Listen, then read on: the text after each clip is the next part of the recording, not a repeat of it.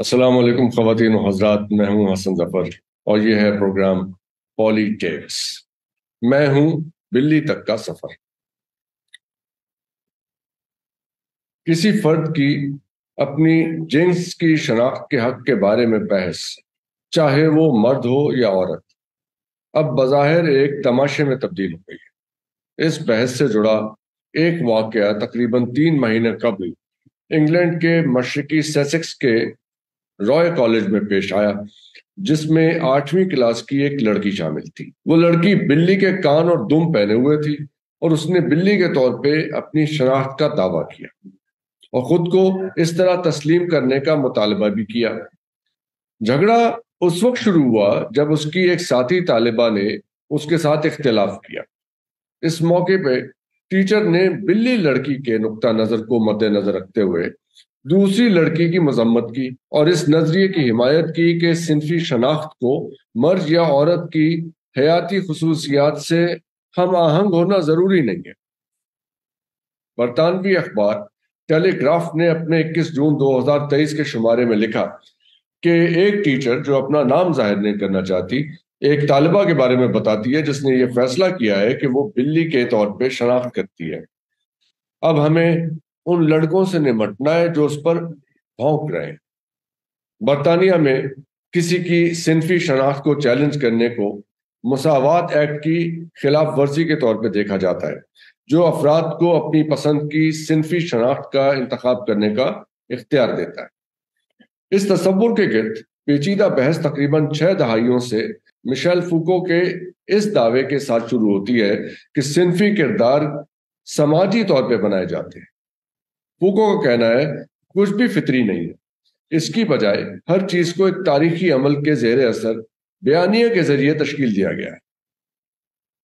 اس نظریے میں مرد اور عورت کے تصورات، حیاتی خصوصیات ایک ایسے بیانی کے ذریعے ابھرتی ہیں جو فوکو کے مطابق طاقت کے تابع ہے۔ فیمنسٹ تحریک کی دوسری لہر اسی بحث پہ مبنی ہے، جو ایک عورت کے معاشرتی کردار کے تصور اور ایک حیاتیاتی عورت کے درمیان فرق کرنے پہ زور دیتی ہے۔ یہ نقطہ نظر اس سوچ کو مسترد کرتا ہے جسے کچھ لوگ زندگی کے مختلف پہلوؤں میں مردوں اور عورتوں کے قدرتی کردار کے طور پہ پیش کرتے ہیں۔ یہ نقطہ نظر لا محالہ مذہبی عقائد، خاص طور پہ ابراہیمی مذاہب کے عقائد کے خلاف ہے۔ ایک علمی بحث کے طور پہ شروع ہونے والی بات آہستہ آہستہ ایک ایسا سیاسی رنگ اختیار کر گئی جہاں اس پہ بات کرنا تقریباً ناممکن ہو گیا، اور اس کے ساتھ اختلاف سیاسی درستگی کا معاملہ بن گیا۔ اسکائی نیوز کے پریزنٹر پیئر مورگن نے اس معاملے پہ اپنے جذباتی تبصرے میں کہا کہ اختلاف رائے کرنے والوں کو متعصب یا ٹرانسفوب کی تضحیک آمیز اصطلاح کے ساتھ پیش کرنے کا خطرہ موجود ہے۔ اس سے پہلے فیمنسٹ ڈسکورس نے اختلاف رائے کو دبانے کے لیے لیبل لگانے کا بھی سہارا لیا تھا۔ زہریلی مردانگی، عورت دشمنی، دو کثرت سے استعمال ہونے والی اصطلاحات ہیں۔ ان خیالات سے متعلق سیاسی بحث، جسے بین الاقوامی کارپوریشنوں کی حمایت حاصل ہے اور جس نے حکومتوں کو بھی ان کی طرف دھکیل دیا ہے، انہوں نے ان خیالات پر سوال اٹھانا ناممکن بنا دیا۔ یہاں تک کہ علمی سطح پر بھی بات یہاں تک آن پہنچی کہ اب انگریزی سرکاری مواصلات میں صنف کے لحاظ سے مخصوص اسم نکرہ کا استعمال ممنوع قرار دیا گیا ہے۔ اب تمام افراد کو صنفی طور پہ غیر جانبدار اسم نکرہ کا استعمال کرتے ہوئے مخاطب کیا جاتا ہے۔ اس سے کسی کے مرد کہلانے کا حق یا عورت کہلانے کے حق سے محروم ہونے کے بارے میں سوالات اٹھتے ہیں۔ اسی طرح صنفی مسائل پہ بحث کے دوران مذہبی افراد کے حقوق، جن کے مذہبی اور ثقافتی عقائد قدرتی کے تصور سے مطابقت رکھتے ہیں، ان کو نظر انداز کر دیا گیا ہے۔ ایسا لگتا ہے کہ اقلیتی گروہوں کے حقوق کے تحفظ کی کوشش میں اکثریت کے حقوق کو منظم طریقے سے کم کر دیا گیا ہے، انہیں خاموش رہنے پہ مجبور کیا گیا ہے اور انہیں آواز سے محروم کر دیا گیا ہے۔ تنازعات نے آواز کے تصور کو گھیر لیا۔ جب مراعات یافتہ طبقہ ان لوگوں کی طرف سے بولنے کا حق اور اختیار حاصل کرتا ہے جو اپنے نقطہ نظر کو بیان نہیں کر سکتے، اس طرح انہیں آواز مل جاتی ہے۔ اس متنازعہ بحث کی ایک مشہور مثال گایتری اسپیواک کے مضمون ثانوی درجے والے کو بولنے کی اجازت نہیں میں ملتی ہے، جس میں انہوں نے اسی مسئلے پر روشنی ڈالی ہے۔ اسپیواک کے مطابق آواز اٹھانے والے افراد اور پلیٹ فارم پسماندہ طبقات کو اپنی آواز کے تابع کر لیتے ہیں، ان کا اپنا ایجنڈا ہے۔ لہٰذا میں یہ سوال کرنے پہ مجبور ہوں کہ ان آوازوں کو بلند کرنے سے مراعات یافتہ طبقے کو کیا فائدہ ہوتا ہے؟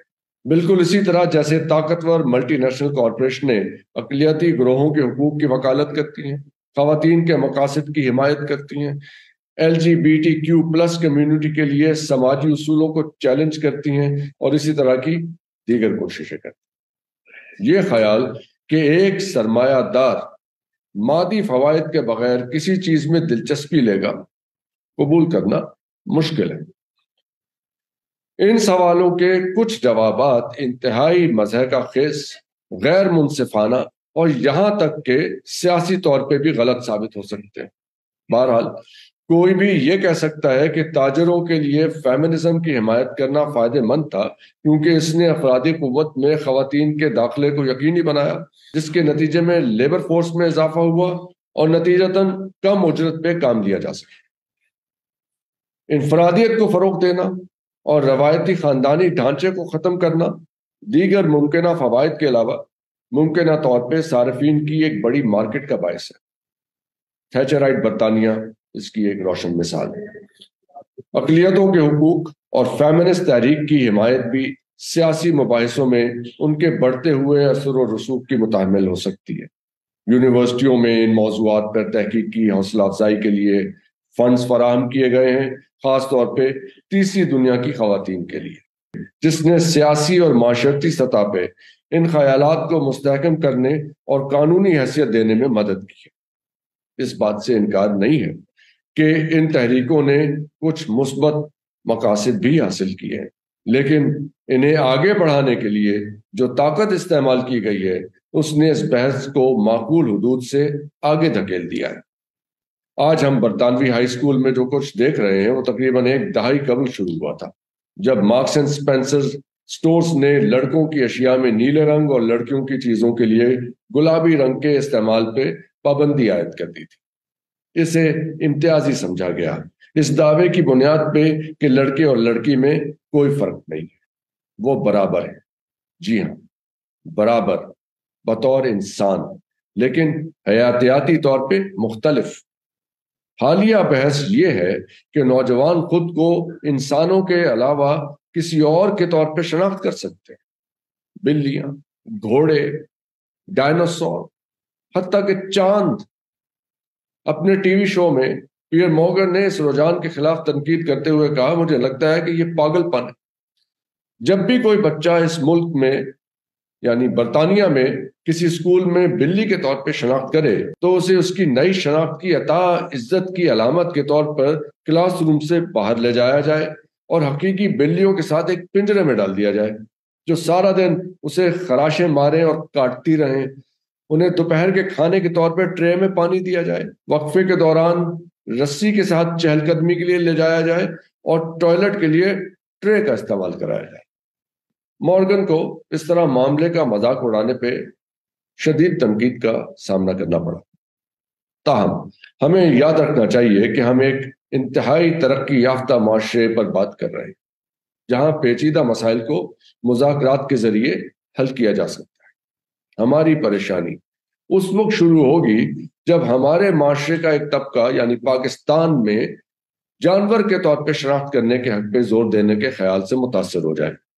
ایسی صورتحال میں بات چیت کے ذریعے معاملات کو حل کرنے کے امکانات بہت کم نظر آئیں گے اور تب ہمیں ایک انتہائی ناگفتہ صورتحال کا سامنا کرنا پڑ سکتا ہے۔ آپ کا بہت بہت شکریہ۔